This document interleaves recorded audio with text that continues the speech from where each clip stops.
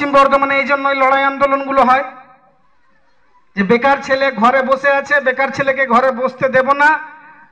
আমার ঘরের দুয়ারে যদি ফ্যাক্টরি হয়, আমার ঘরের ছেলে কাজ করবে। মেজিয়া থেকে অনেকগুলো ফোন ঢুকলো যে দাদা আমাদের এখানে 8-10টা কারখানা খুলেছে। দাদা আপনি যে সামসেলের ইউনিট ওইখানে জাম করেছেন, দেখুন একটা সামসেলের ইউনিট আমার এখানেও চলে, দেখুন না যদি 10টা মেজিয়া থেকে লোক আপনি ঢোকাতে পারেন। আমি বললাম অবশ্যই, এটা তো আমাদের কাজ। পড়াশোনা করে যতটুকু আইন জেনেছি, সে আইনকে সামনে রেখে, সে আইনকে হাতিয়ার করে আপনাদেরকে নিয়ে তো এই কাজগুলো করতে পারি। কই আর কেউ পারে না তো?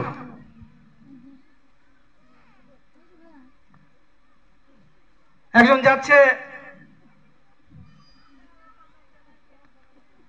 লোকসভাতে, যে পরে নিজের ফটো দিচ্ছে।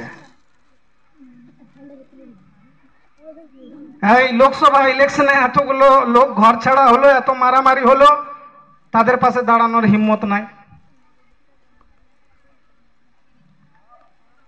একজন বলছে যে আমাকে তো পার্টি টিকিট দেয়, আমাকে বাউরি সমাজ টিকিট দেয় না, এবং আমাকে পার্টি টিকিট দিয়েছে, পার্টি নেতা বানিয়েছে, আমি পার্টির কথা শুনবো, বাউরি সমাজের কথা শুনবো না। সে লোকসভা ইলেকশনের সময় যে পরে বিশাল মঞ্চ বানছে, পিছনে বিশাল একটা ব্যানার বানিয়েছে, আর সে ব্যানারে বাউরিদের কোনো লোকের একটাও জায়গা নাই।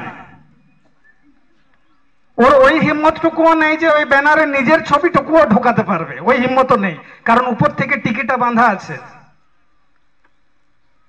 আর যে এতদিন বলছিল যে আমার দল আমাকে টিকিট দিয়েছে, দল যেটা বলবে আমি সেটাই করব, সে দেখছি বাউরি সমাজ বড় বড় করে পরে রবীন্দ্র ভবনে বড় বড় মিটিং করছে, বাউরি সমাজ জিন্দাবাদ বলছে।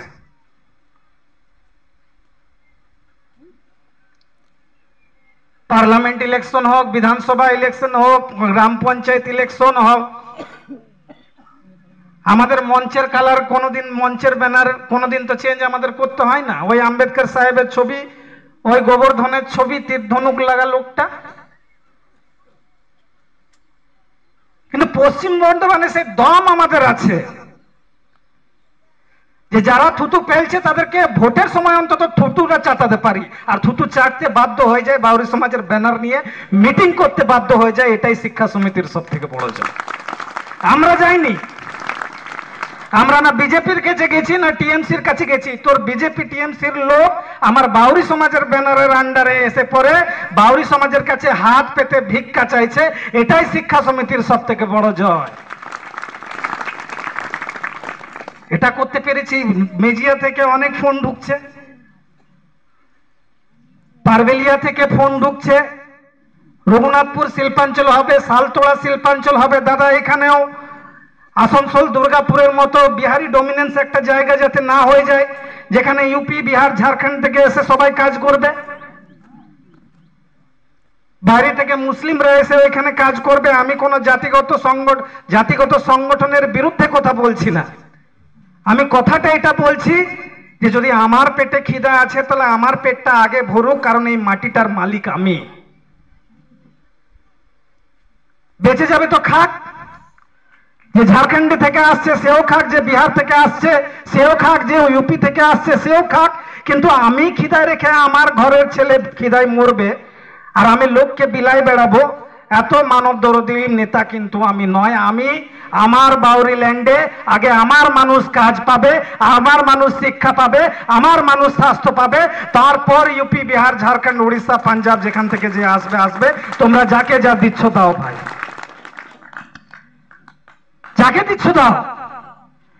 পার্টি অফিসের নামে এক একজন এজেন্সি খুলে রেখেছে।